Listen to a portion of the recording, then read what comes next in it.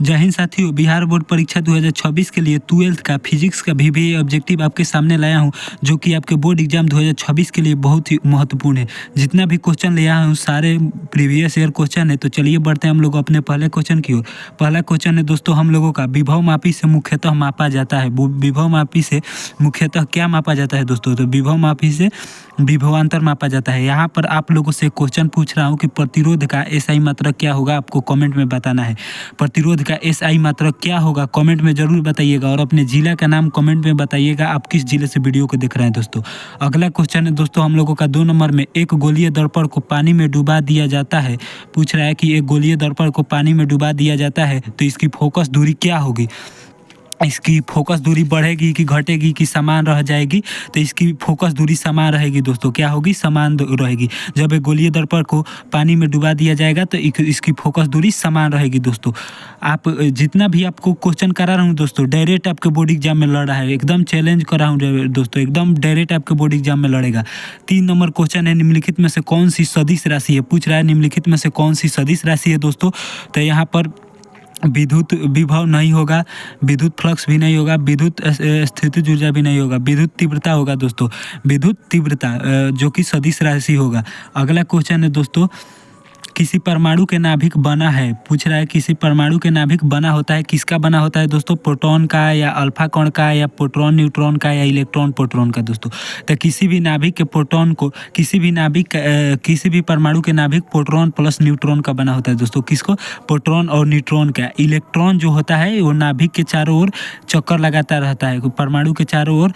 अगला क्वेश्चन है दोस्तों 5 नंबर में, द्वितीय तरंगिकाओं की अवधारणा किसने दिया था? पूछ रहा है कि द्वितीय तरंगिकाओं की अवधारणा किसके द्वारा दिया गया था? तो हाइगेंस के द्वारा दिया गया था दोस्तों। किसके द्वारा? हाइगेंस के द्वारा दिया गया। 5 का बी राइट आंसर हो जाएगा।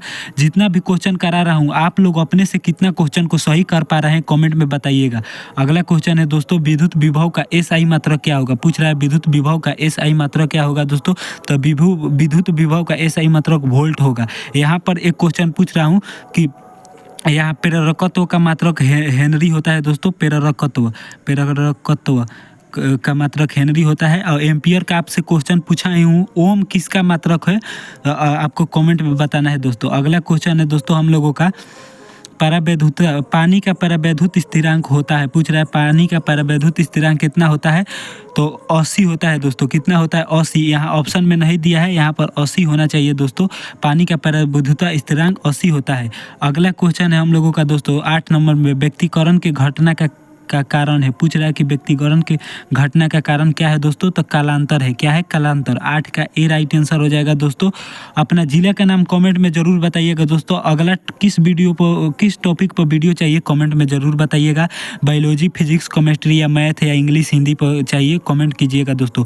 निम्न में से कौन सार्वजनिक तर्क द्वार है? पूछ रहा है निम्नलिखित में से कौन सार्वजनिक तर्क द्वार है दोस्तों? तो NAND गेट हो जाएगा। डी राइट आंसर हो जाएगा दोस्तों। अगला क्वेश्चन है हम लोगों का 10 नंबर में, ट्रांजिस्टर के प्रवर्धन इकाई है। पूछ रहा है ट्रांजिस्टर के प्रवर्धन इकाई क्या है? तो इनमें से कोई नहीं है दोस्तों। कैसे? ट्रांजिस्टर का मात्रक नहीं होता है।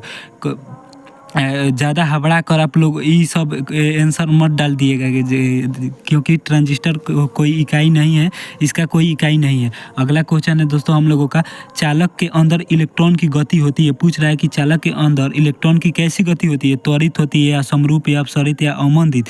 तो उसके अंदर तो अपसरित होती है। कैसी होती है? अपसरित। चालक के अंदर इलेक्ट्रॉन की गति अपसरित होती है दोस्तों। अगला क्वेश्चन है, जब किसी एमीटर को शंट किया जाता है। पूछ रहा है जब किसी एमीटर को शंट किया जाता है तब परिपथ का कुल प्रतिरोध क्या होता है? बढ़ता है कि घटता है कि स्थिर रहता है, या इनमें से कोई नहीं?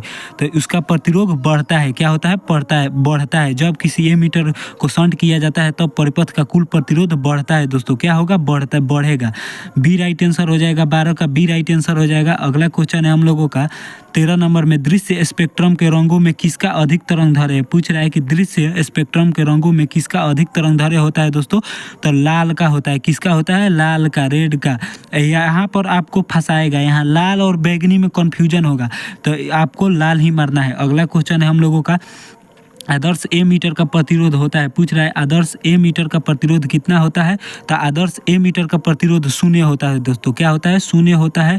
आदर्श ए मीटर का प्रतिरोध शून्य होता है। अगला क्वेश्चन है हम लोगों का, लेंज का नियम किसके संरक्षण के सिद्धांत का परिणाम है। पूछ रहा है लेंज का नियम किसके संरक्षण का सिद्धांत का परिणाम है, तो ऊर्जा संरक्षण का सिद्धांत है। ऊर्जा संरक्षण के सिद्धांत का परिणाम है दोस्तों।